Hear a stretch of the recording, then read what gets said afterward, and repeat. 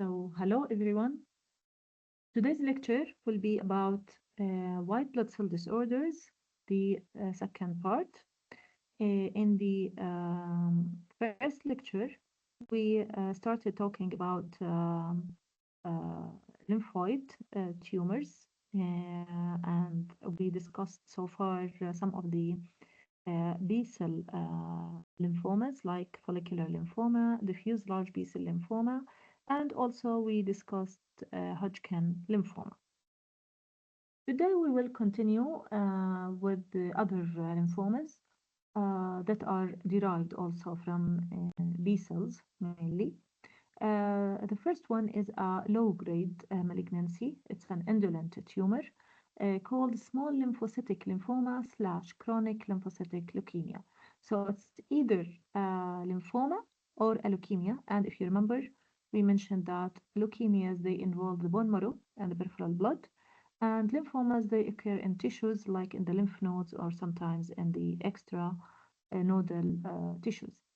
So, as a leukemia, the chronic lymphocytic leukemia manifests in the bone marrow, and as a lymphoma, the small lymphocytic lymphoma manifests in the lymph nodes. Uh, Chronic lymphocytic leukemia is the most common leukemia of adults. Also, there is a high levels of expression of BCL2, which is an anti-apoptotic gene. It's upregulated, like in the even in the diffuse large B-cell lymphoma, and this will inhibit, and in the follicular lymphoma, and this will inhibit the apoptosis. So the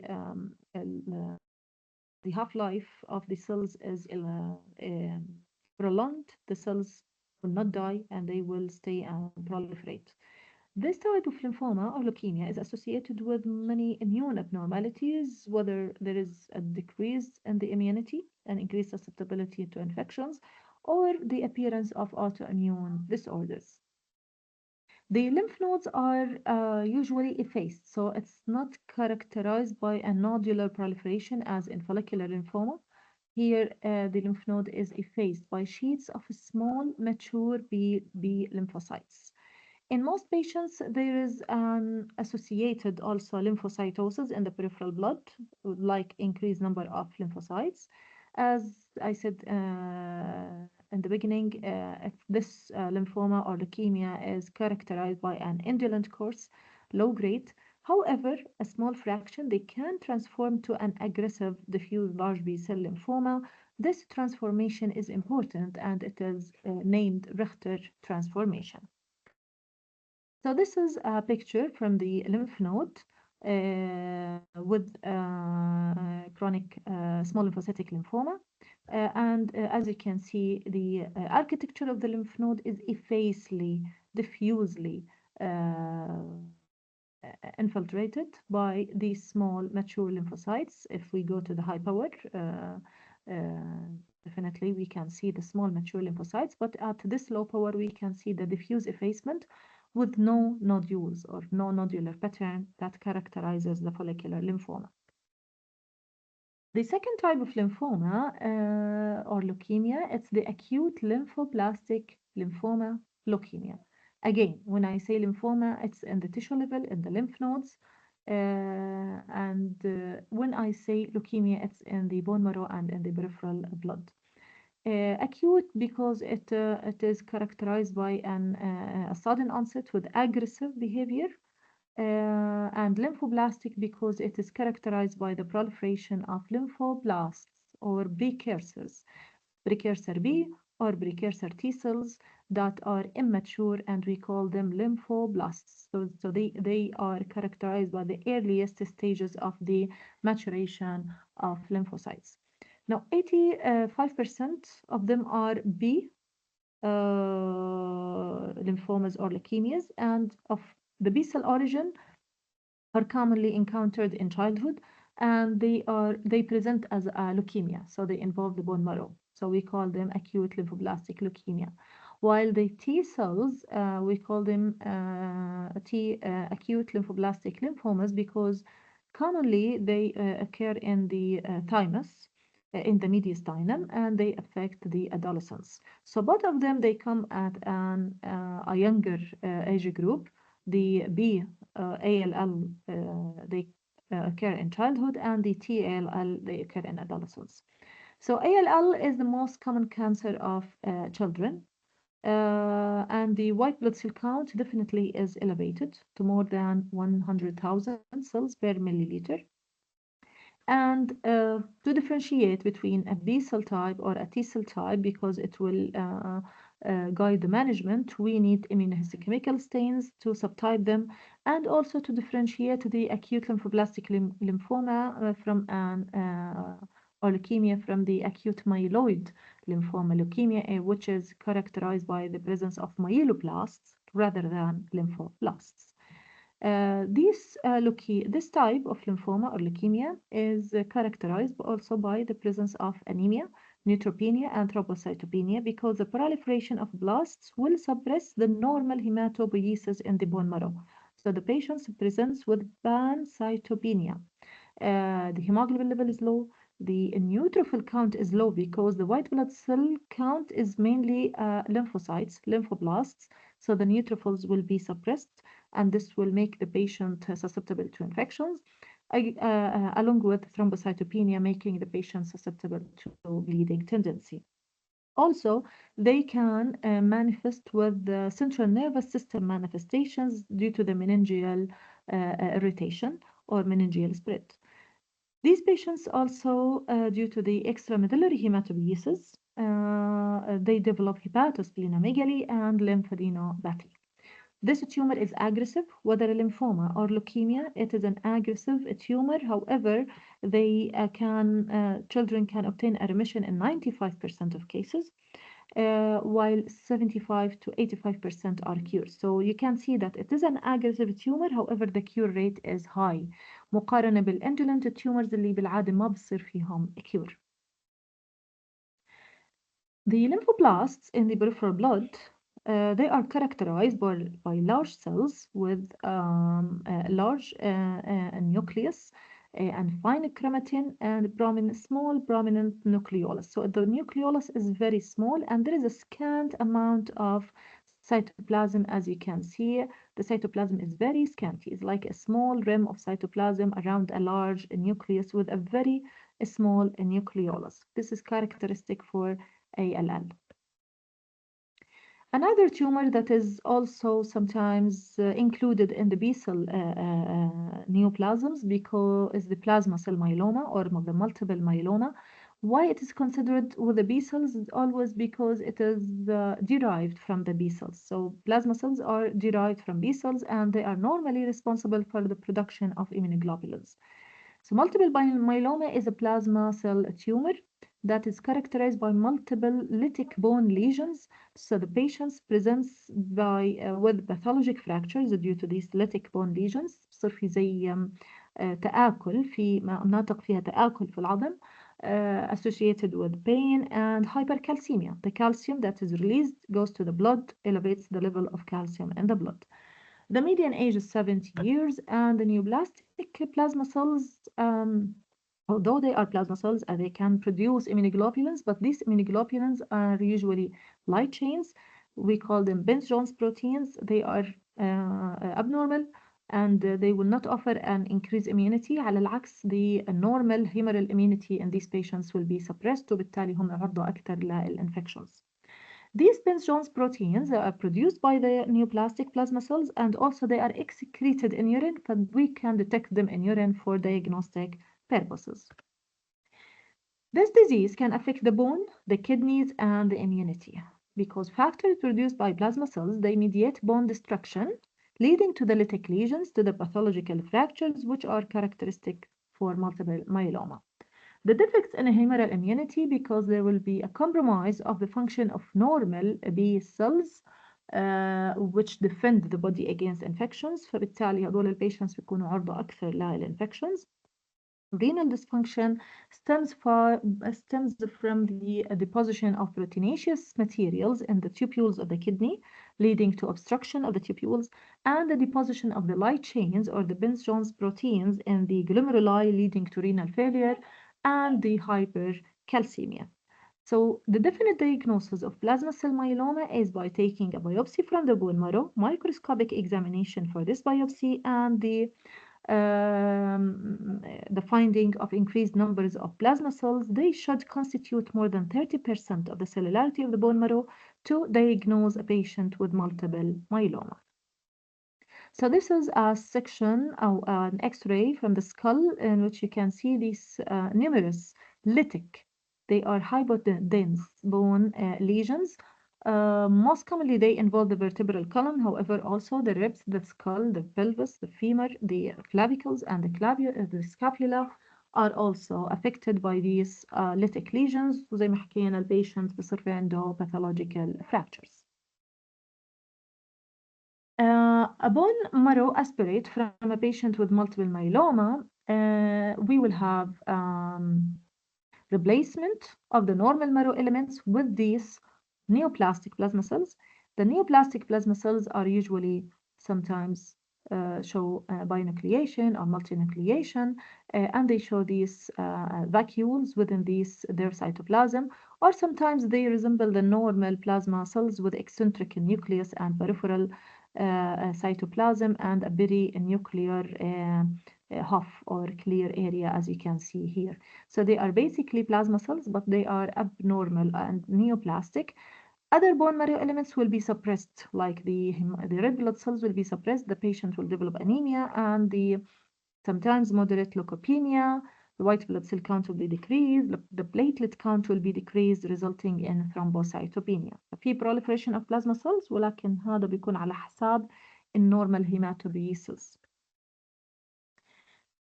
So far, we discussed Hodgkin lymphomas, non-Hodgkin lymphomas from B cell or T cell lineage, and plasma cell myeloma. There is another group of tumors which we call the myeloid neoplasms because they are derived from the myeloid series. The myeloid series that gives the granulocytes, like the neutrophils, the basophils, and the eosinophils in the bone marrow. These tumors are divided into acute myeloid leukemia, which is somehow similar to acute lymphoblastic leukemia, and myeloproliferative neoplasms, which are so many types, and the myelodysplastic syndromes, MDS. The acute myeloid leukemia, it is characterized by the presence of an immature myeloid cells. We call them myeloblasts. They are different from lymphoblasts.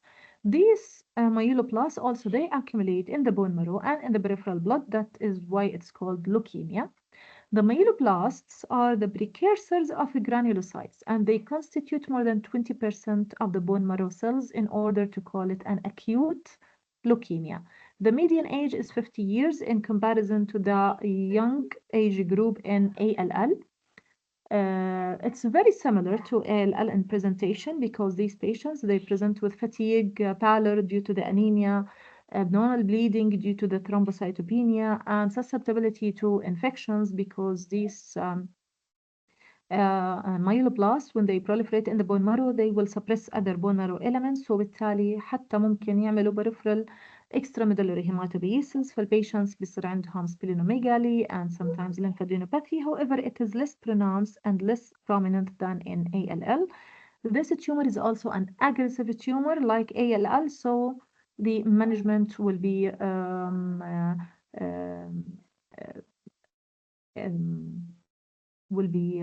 somehow similar to aggressive tumors. However, the cure rate in AML is less than the cure rate in ALL.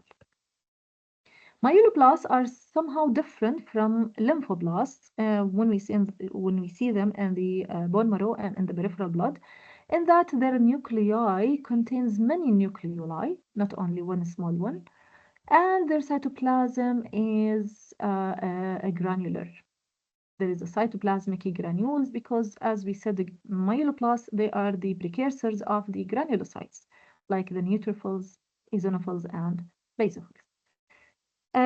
It's very important to differentiate between ALL and AML, and this is based on the morphology, as mentioned here, and also on the use of immunohistochemical stains and flow cytometry studies.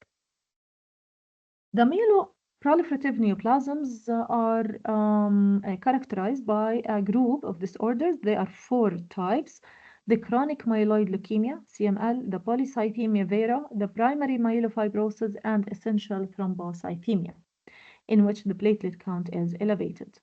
All of these tumors are characterized by overproduction of blood cells and hypercellular bone marrow, with the exception of myelofibrosis, in which there is fibrosis in the bone marrow and hypocellularity in the later stages.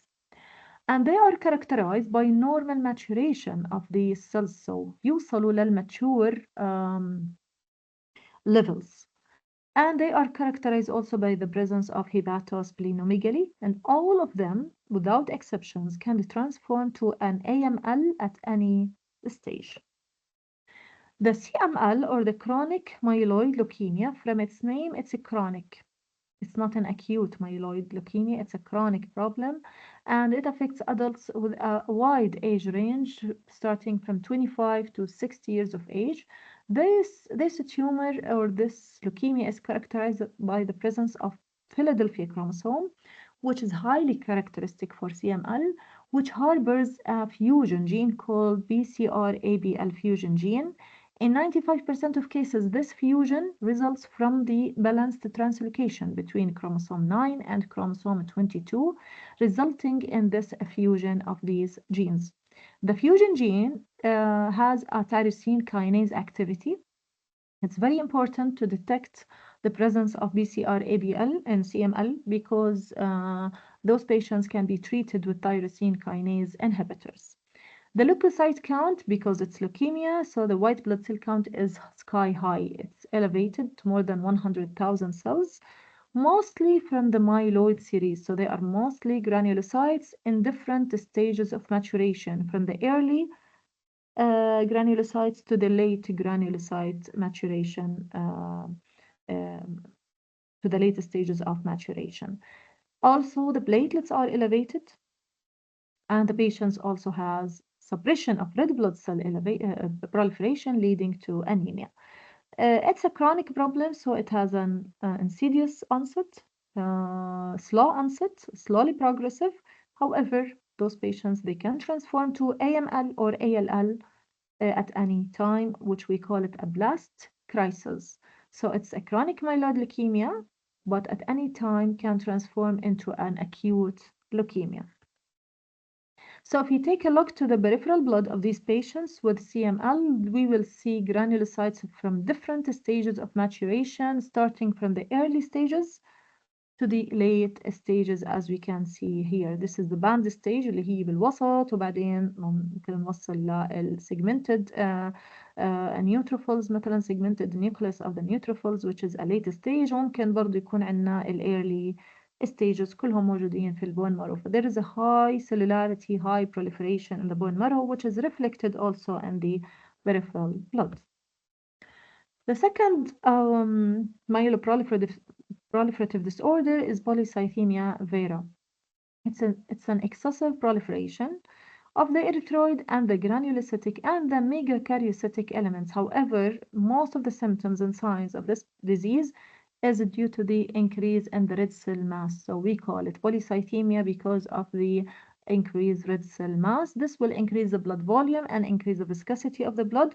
It should be distinguished from the relative polycythemia اللي بتصير مع حالات الديهايدريشن، فبتعطيني طبع خاطئ انه او كاذب انه الهيموجلوبين is high، بس هذا بيكون نتيجة الهيمو concentration. Polycythemia vera is characterized by low levels of serum erythropoietin, which is released from the kidney. This is to differentiate it from the secondary polycythemia, which is due to elevated levels of erythropoietin. Here in polycythemia vera, the proliferation of red blood cells is independent of erythropoietin. بالتالي its levels is low. They harbor JAK2 mutation. This is important in diagnosis, and the patients have splenomegaly. The clinical features usually stem from the increased blood volume and increased viscosity of the blood and increase in the red cell mass. So these patients, they have plethora, which means their skin looks hyperemic and red, and also cyanosis from the congestion due to the increased blood volume and the viscosity, congestion in the circulation. They are at risk for thrombosis برضو من ال increased viscosity. They are at risk for bleeding because the platelets, although they are elevated, but they are dysfunctional وبالتالي بيعملوا risk of bleeding. Pruritus, itching of the skin by the histamine that is released from basophils, and also hypertension from the increased blood volume, headache and dizziness, also gout because of the increased turnover of cells and the increased production of uric acid, مرض النقرس. Primary myelofibrosis also from the myeloproliferative disorders, and it is a disorder of megakaryocytes and myeloid cells. So there is a thrombocytosis, elevated number of platelets, and leukocytosis, elevated number of white blood cells. Myelofibrosis here is caused by inappropriate release of fibrogenic factors من neoplastic megakaryocytes.